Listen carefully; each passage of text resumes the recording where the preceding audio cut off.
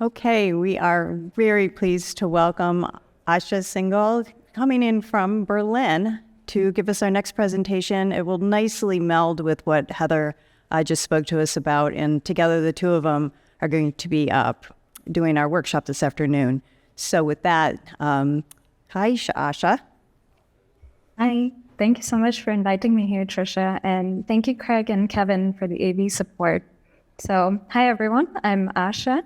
Thank you so much for being here for this session. So, everyone who's there in person, as well as everyone who's attending virtually, it's really amazing to be here, to be able to tune into such innovative ideas.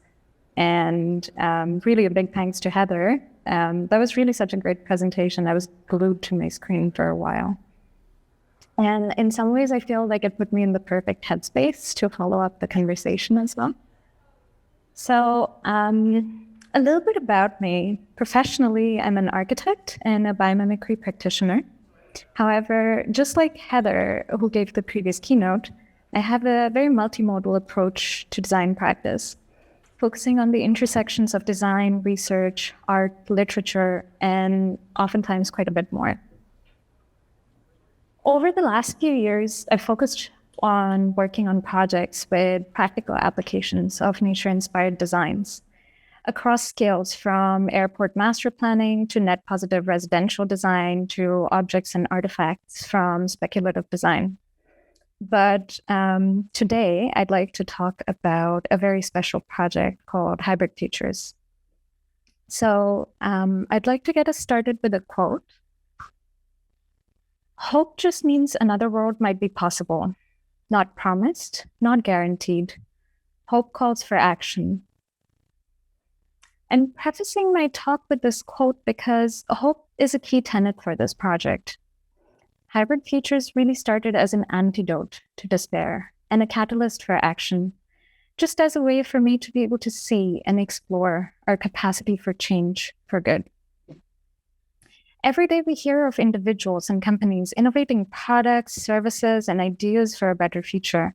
Yet, depending on your context, it can oftentimes drown out in the news of inaction and heavily publicized dystopian visions, which we just touched upon. So, part of my approach has been to balance this with action and exploration, and Hybrid Futures is one such endeavor. As I share it today, I consider it as a play space of ideas, so where everyone is invited to come play. It's in some ways a place where, along with your shoes, you leave your worries out at the door. And the rules are very simple. It's a sandbox full of swings and toys where everyone is invited to come play. You come in with your own skills and experiences, and together we play to create future scenarios. And in tandem, try to find solutions to challenges by creating possibilities and probabilities. Now, this might make you a little bit curious as to what kind of toys do we have so far. Yeah. Well, for that, those are the methodologies that I've been using in my work, the experiences I've gained so far, which are in some ways only a fraction of the possibilities. Yeah. So, there are three key pieces to the Hybrid Futures play space and mindset. The first is nature knowledge, which refers to our current knowledge of the natural world, what we can leverage from looking at life around us and its history. Then we have technology, both existing and emerging, along with methodologies that support future explorations, such as computational design, digital simulation, synthetic biology, and artificial intelligence. So this really is where the past meets the future. And we leverage our histories, our libraries of philosophies and methodologies that we've developed to be able to build futures. For me, the North Star guiding my work is the possibility of a bio-integrated future. In fact, multiple biointegrated futures. Now, the third key piece is radical imagination, which is what ties it all together. The human interference and the acorn brain that can really help us be good ancestors. Radical imagination means collectively imagining a world beyond the limits of what is currently deemed possible. I really believe that our imagination is one of the most powerful tools we have, and the first step to creating a future is to imagine one. This includes discourses around design fiction, speculative futures, and a lot more. Together, this is where the play space is, where each concept is informed by an ecosystem of concepts. And that's where we get to combine biological solutions with human solutions to imagine, simulate, experiment with, and evolve our future. So as you can see, there are some methodologies listed here. And these are those that I have been working with in applied projects, but they're by no means exhaustive. So with everyone who joins the sandbox, they also bring their own methodologies. Now, just for reference, if you're feeling like a 6-year-old, I call these methodologies my toys. And if you're feeling a little bit older, I'll call it a toolbox. There is a framework that I've developed based on these 3 pieces. This is what I've been using in my design work. But I feel that that could be the topic of a whole other hour. Therefore, I'll focus mainly on some examples of this approach, like focusing on the more positive futures. Now, this was the first in our series of visual stories, which is about building a biointegrated urban fabric. I worked on this with my very talented colleague, Johannes Fuchs, who is an illustrator. And in its essence, this is a regenerative urban design concept rooted in the plurality of mindsets, methodologies, and technologies. Together, it has been our way of exploring a world that lives in harmony with nature, with its roots in current reality. This visual was preceded by a period of extensive research into technologies. So I'll move my slide, and some of these are listed here. So you can see some of the tech within the labels, and you can see their related methodologies at the bottom right, which includes, but is not limited to, biomimicry, biophilia, nature-based solutions, emergent tech, synthetic biology. So everything that you see in this visual exists somewhere in the world, whether in nascent or advanced stages. What this visual does, however, is recombine those isolated pieces to create a narrative of a desirable future. This is the first one, and now the second one in the Hybrid Futures series is more deeply related to our theme of transportation today, the transformation of transportation. Over the last year, I've been working with an amazing team of individuals to integrate biomimicry into the work being done at the Ray. The Ray is an 18-mile stretch of highway in the state of Georgia on the I-85. It is dedicated to the founder of Interface Carpets, Ray C. Anderson. And the Ray celebrates his legacy as a testbed of innovation relating to sustainability. 3 of the key goals of the Ray are zero carbon, zero waste, and zero deaths. I will share just a little bit about the biomimicry-related work being done at the Ray, while my colleague Owana will be speaking tomorrow about the details of the initiatives ongoing at the Ray. So here is the team that I spoke about, and it's a team of interdisciplinary individuals coming from very diverse backgrounds and expertise, but with a common shared interest in nature-inspired design. So 2 of my colleagues, Deb and Rich, they're joining you today in person, while Nicole and I are joining you virtually. We began this biomimicry project pursuit at the Ray last year by identifying 7 key project goals. 1, and I'll just read those out to you. 1, stakeholder biomimicry literacy training. 2, identifying existing applied biomimicry bio-inspired technologies, offerings, and services. 3, demonstrating design solutions by applying biomimicry design methodology to the Ray's challenges and goals. 4, provide a comprehensive biomimicry analysis for regenerative advancements on the Ray. 5, leverage biomimicry methodologies to improve social innovation initiatives at the Ray. 6, external stakeholder biomimicry communication, and 7, identifying the feasibility of implementing each suggested biomimicry pursuit in the future. For the hybrid futures case study, I'll be focusing on goal number 2 of mapping the global biomimicry ecosystem. As part of our work towards this, we did extensive market research to map out the biomimicry ecosystem by identifying various biomimicry technologies, R1 institutions, practitioner organizations, potential project pursuits, and primary literature relevant to the work being done at the Ray. Technology forms a common foundational piece between this and hybrid futures. From our first phase of market research, we had a large list of tech. We then reduced those down to the 55 most promising technologies located globally. We then mapped these out to figure out the connections, dependencies, and the overall network. Within this map, the technologies are organized according to their relation to the goals of the Ray: zero carbon, zero waste, and zero deaths. In addition, you can see which industries these solutions directly relate to, which you can see on the bottom left, like agriculture, automation, sensors, circular economy, infrastructure, safety, solar. This kind of gives you an idea of what guided the mapping process for us. One can also work by clustering according to themes or sectors, the technology readiness level, or their alignment with the primary goals. You can see what the clustering according to sectors look like on the image on the right. So if you click on any specific tech, which means clicking on any specific circle, it gives you the details of these technologies, as you can see on the left. The tags around the circle, so these colored, the green, red, and pink that you see, these are the tags around the circle, which show you the affiliation with the sector of impact.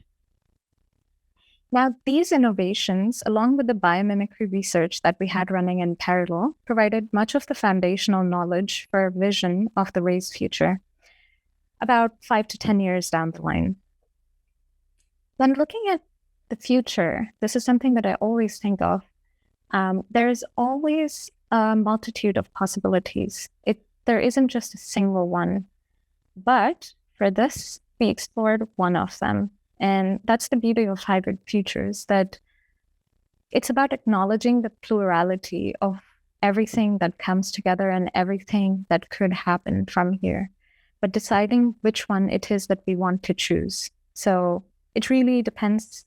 It really focuses on our moment of choice. So here's one of the visuals that we explored within the hybrid future space. And this is a result of the confluence of innovations that we mapped out. We created this artwork as a story of hope and inspiration that is actionable. Within this play space, we have been exploring the bio-integrated future of transportation and mobility, a vision where nature informs our design and technology, but which in reciprocity also works to enrich and enhance our local nature.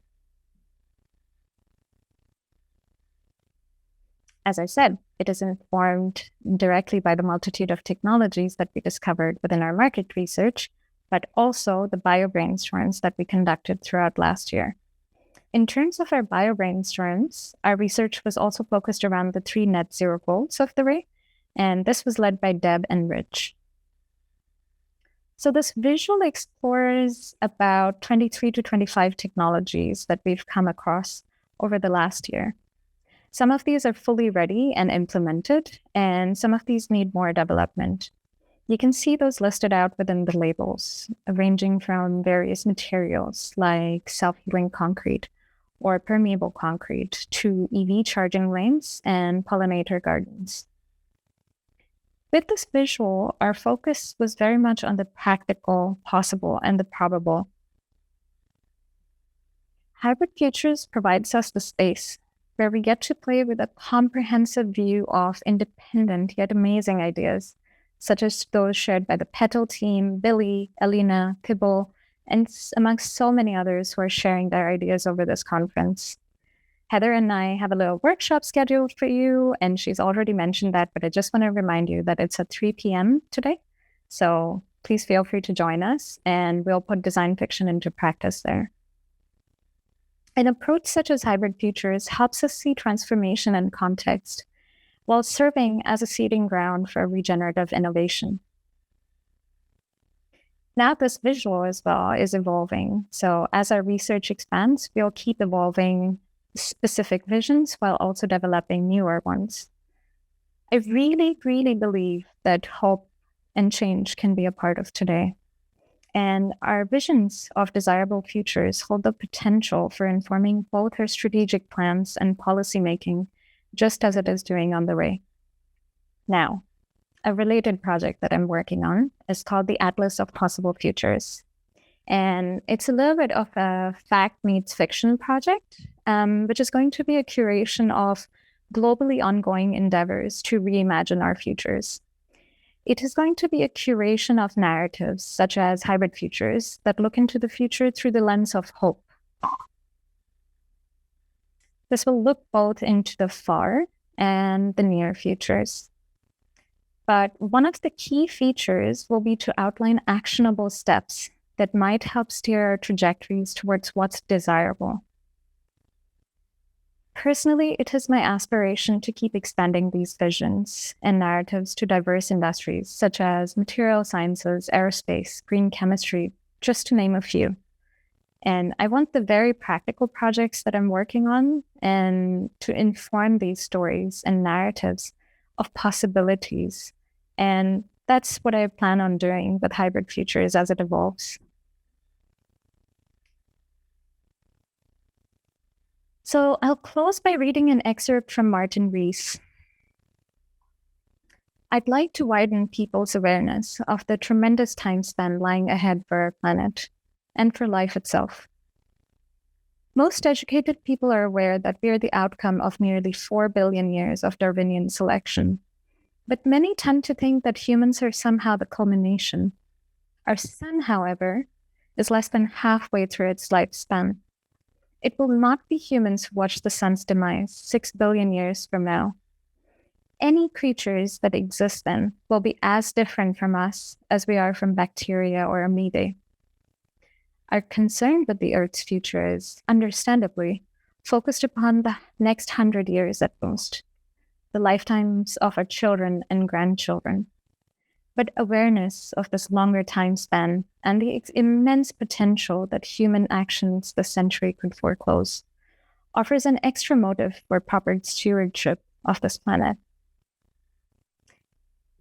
With this, I'd like to extend the invitation to everyone here to explore and play as you look ahead and reimagining what it might bring for you. So I'll leave you with that and open the floor up for questions. Thank you so much. And Trisha reminded me to tell you that I'll be handling my Ask the Expert session virtually via email. So please feel free to reach out anytime and I'll be happy to get in touch with you. Thank you. Thank you, Asha. Now is the time for Q&A. Do we have any questions from the audience? This is more of a comment, but I feel like this concept is so important and helpful to preparing people for these new technologies that are right on the horizon. Yeah. Thank you so much. So what kind of relationships are you developing at the infrastructure level to have this become more of a reality?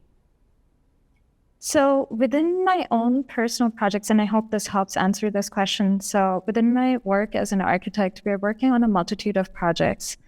And within those, we try and apply these technologies and interrelationships. So we try to bring those to the clients and help them be able to understand what they're developing, what could be beneficial, what's relevant to them, and how it could inform their designs in the long run. So what would it look like 5 years down the line, 10 years down the line, 100 years down the line? And depending on the client needs, it changes as well.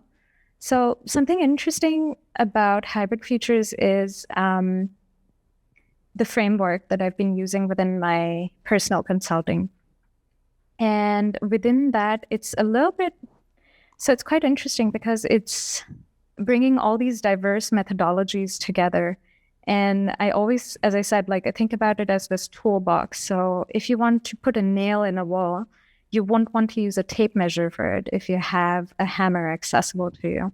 You want to choose a hammer. So choosing design methodologies like design fiction, biomimicry, circular economy, there's a process that one needs to go through to choose what is relevant to each project. I hope that helps answer to some extent. Yeah. What kind of partnerships and relationships would be most helpful to you right now? That's a great question. Thank you so much for asking. In terms of partnerships, I'm really looking to explore more industries. As I said, I think some on the horizon for me are the material industry, aerospace, and green chemistry. We potentially have a project coming in for green chemistry for weed management. So it'll be looking at that, but a lot further as well.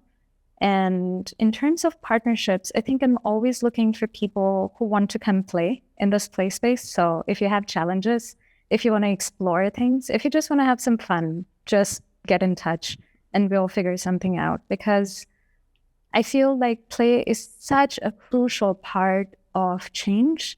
If you want to be able to change something, you have to be able to take risks.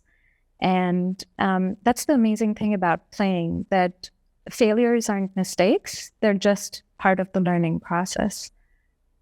So yeah, at this point, it's very open. And thank you so much for this question, because it also helps me think what would be the best way forward. All right, we have a question. Thanks for the nice talk. I was struck by the contrast between the two talks on design features, but I don't think I'm trying to figure out why, but I don't think it's because one is dystopian and the other is not, but more about how yours seems to me to be kind of implementing technologies that are very concrete. We know what they are. We know some of them already exist, and we're sort of putting them into play into something that looks very familiar, right? Mm-hmm. So there was a road, there was a car, there were buildings in the background, et cetera. And I'm wondering what part of the process sort of determines where a project goes, right? So does the imagery that you showed us, is that a result of the extent of the technologies that you've brought in, and therefore it looks very familiar? Or is it about where you start and encourage the people who are playing to go? Like how do you scale? When do you, you've gone too far in your imagination, or you've not gone far enough, et cetera? Yeah. That's really good. And thank you for asking this. So the cool part about this is we have the opportunity to be able to make the choice ourselves. So it depends who you're playing with. So imagine you're 6 years old, 7 years old. You decide the rules of your own game, right? And here it's something similar. We wanted to make it very realistic and probable.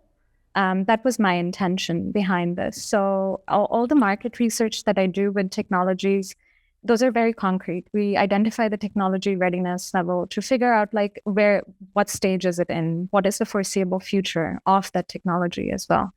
And it's about curating them. And I always think about this example, and it relates to language as well. So a DNA is made of like these 4 different proteins and nucleotides, base pairs, that recombine to form all these amazing life forms that we see today.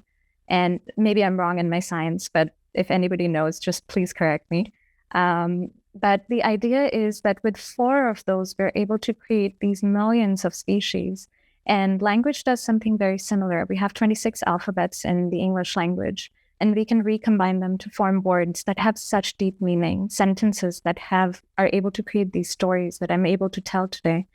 And technology has the same power. Like technology, and not just technologies, but methodologies such as biomimicry, circular economy, everything that we're exploring at the moment. But it's just about how you curate them. So that's a great question, because it's not just about where you start and where you want to end. It's like a parallel process throughout. So you explore. And if you want, that's something also that I do, which is looking into the very far future and thinking about what would it look 200 years from now, or 2,000 years from now, or maybe even 2 million years from now. And nothing would look the same to us. And that's where, so it's similar to the cone that Heather showed, right? So from probable, you can move to possible, and it just keeps on expanding. And you can decide where you want to stop based on how one wants to curate it and who is the audience. For this, I really wanted it to be something that inspires people into action, for them to know that it exists. And if you just change a few things around, you can make it into this amazing thing. And it's possible, and it's very familiar. And the familiar part is, I feel, what makes people want to act. And there is a reason that these are not renderings, but illustrations. Because often what happens is, if those are renderings, we think they're already real. Like psychologically, we feel, oh, this exists. This seems right. We don't have to do anything. But this is something that you could put on your wall and just, I do this, but I use this as my guiding star, like in the work that I do. How can it inspire all the actions that I take towards strategic design and policy making? Okay, thanks. Britt, do we have anything online? So Asha, one of the questions we have is, are there any concerns following the creation and implementation of your designs? Personally, I would say no to that, but you'll be able to answer that one. That's always great. And so the thing with everything, I think these are not there to predict the future. These are not to tell you what it would look like, but they're there as an inspiration, as a possibility to say, like, okay, this could also be. So I really want people to take it in that spirit rather than a prediction, like this is how the world is going to be and you don't have to do anything. So I don't want this to freeze people into inaction either. And it's more as an inspiration and as a creation process rather, because the more you interact with it yourself, the more it can help you create something. And that's what our workshop is going to be about today. It's just going to be tapping into like a very, very small part of it. But you'll get a glimpse into that process. All right, we have a question up there. Hi there. So I work in informal education, and so I just wanted to comment how much I loved the fact that, you know, we were bringing back these moments of playing, because, you know, in my work, I do, you know, sit around a sandbox with 6 and 7 year olds quite frequently. And I just wanted to say that when they're envisioning this world, you know, they've got really big dreams and really big hopes. And I'm really excited to use some of these practices with them to kind of organize their thoughts better. But I guess the one question I had is, you know, these 6 and 7 year olds that want to be these huge world changers, what kind of advice would you give to a 6 or 7 year old? What are the ways that they can get involved now that can kind of give them more direction into changing in the future? Yeah. Thank you. Thank you for asking this. Like one of the things that I also do within my community is teach. So within my local community, and I'm often interacting with teenagers, with very young people as well. And this is often something that I come across. And I think that's one of the reasons why I started this project in the first place, because of my interactions with young people. I mean, I'm young, but then there's so many people who are so much younger, and they go through so much eco-anxiety, and they have so many questions, and they have so much curiosity. And I think the one thing that always I want to say to them is, don't let anybody kill your curiosity. And I had to preserve mine, but it's working out quite well. And I really want to say that just keep asking those bold questions, keep asking those things, and keep pushing through. Ask people, collaborate with people. I am so lucky to be collaborating with such amazing individuals globally. Like some of them are there with you right now. And some of them, I'm pretty sure, are tuning in virtually. So it's amazing to see these amazing change makers coming together. And at some point, all of us were just babies in diapers, and all of us were 6 years old with no clue where to go, or some of us did have some clues. So really, I think I would just say just keep being curious, and I think adults need to learn to play more. So maybe more adults should talk to kids, and kids should talk to more adults. So have this intergenerational relationship going on. It also makes it so much more tangible for everyone, for those who are older to be good ancestors, and for those who are younger to engage and inspire the adults to do better. Thank you for this. And I couldn't agree more about the importance of curiosity, and how to preserve it is a great question. And I'm curious about two things. Have you got any ideas on how to do this? And the second question is, do you share my idea that the curiosity is a honeable skill, that we must work actively to hone it, same as basketball playing or 100%. chess? And what are the things that one must do in order to keep it alive and to keep honing it? Yeah. Great question. Like, really, I think curiosity, also like optimism, you have to cultivate it. You can step out into the rain and call it bad weather, or you can just be like, "Woo, rain! This is rain for the soil. Life is going to come right out." And I think curiosity is something similar. We need to be very proactive about it. Keep asking questions. Like, I think this is just the same thing. There are no stupid questions. There are only amazing questions. All questions are amazing. Just keep asking. Another thing that really helps, because I think often when it comes to asking questions, we have fear of failing. Like, I'm serious. Like, when Trisha asked me to come here, I was deciding. So I really had my introvert's dilemma. Like, do I really want to go out there and share this with people, or do I want to just hide it in a box and bury it under the bed, or maybe just send it to a black hole? I don't know. I was too far on that. So here I am, and I'm sharing it. But the idea is to really keep asking those questions, and practice failing small. Make fool of yourself all the time. Fall, like literally just fall.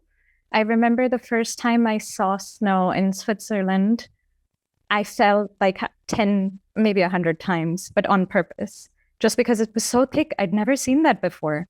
And it's, just try doing the things that were so easy when we were kids, which becomes so hard now because we're so afraid of our public persona, how we're going to look, how we're going to appear. And let go of that fear a little bit. But it's practice. It takes practice. Do a little bit every day. Go to a supermarket, lie on the floor. Maybe somebody is going to look at you funny, but you get used to being looked at funny. And just get used to being looked at funny. Okay, great. All right, we have a question up there. An introvert to another who's used to be looked at funny. Thank you for challenging your introversion. Thank you. I do have a question that kind of builds on what Peter asked earlier. I'm really intrigued by the futures that you showed visually right before the quote at the end of your presentation, which then just blew my mind for a minute, because honestly, I work in that space of trying to gain value for wildlife and wild places today. Yeah. My question to you is, have you considered, in portraying these designs moving forward, what would be necessary to create change in human behavior so that people are willing to engage? Because I think all of us in the room know that we're in the environmental position we're in right now because of the sum total of all of the daily decisions made by 8 billion people across the planet, some more than others. 100%. But I'm curious if you've thought about that human behavior change piece that would be necessary to make the kind of change that you've represented here, and the kind of change that I think all of us in this room are really looking to be a part of. So thank you. Thank you. I think that's why with hybrid futures, I also call it a mindset. So it's methodologies, mindset, and technologies. Because the mindset piece is really shifting the way we see our relationships. So something that's not shown in the presentation, which is, I have another visual for it, is more about looking at it as an internal shift. So looking at it as a little bit of time travel, being able to look at our histories, our past, combine that with emergent technology. So being able to bring the future forward to us. So almost like, if you see a road and the road comes closer to you, and the road behind you comes closer to you, and it creates like this infinity loop. And imagine if that could really influence who you are in this moment. So the pinpoint in the center is the now, which is our moment of choice, which is when we have the possibility of changing things. And really, we're more technologically advanced than we've ever been. We have more access to information, biology, physics, everything. Like everything, tomorrow we'll know more, for sure. But now, today, right now, is the most we've ever known. And it's constantly evolving. So this knowledge is what creates that shift, and it has to start from within and ripple out.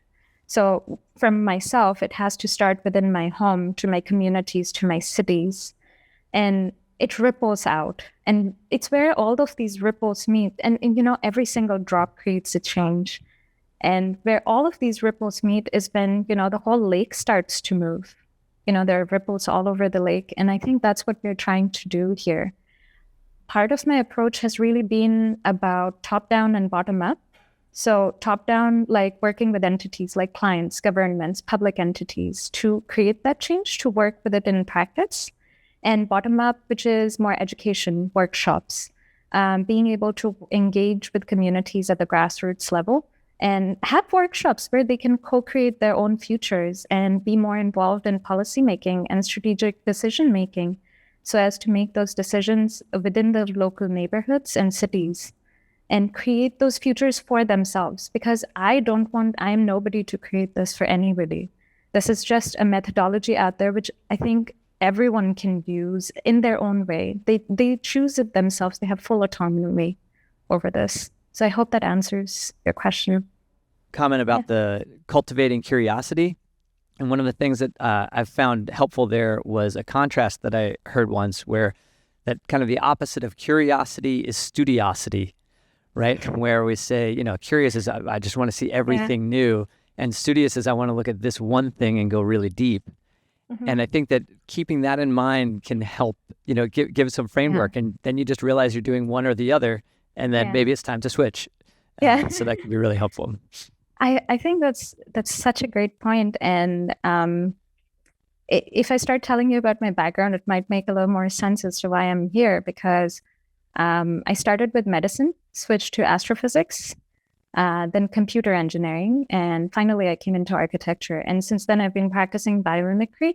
And I've been working in fields of biophilia, transportation and mobility, infrastructure, construction, education, like everything. But I love learning. I'm just curious. I just want to learn more about everything. I have this one life. And I really want to play more. I feel like I was born old, wise soul. Like I think I was born 80 and I'm just growing younger every year. So that's kind of part of what helps me with my curiosity a little bit. Okay, that's it. Asha, I personally want to thank you for being brave because I know how hard this is, but you did a beautiful job and thank you so much. We really appreciate it. Thank you so much, Trisha, for inviting me in. Thank you, everyone.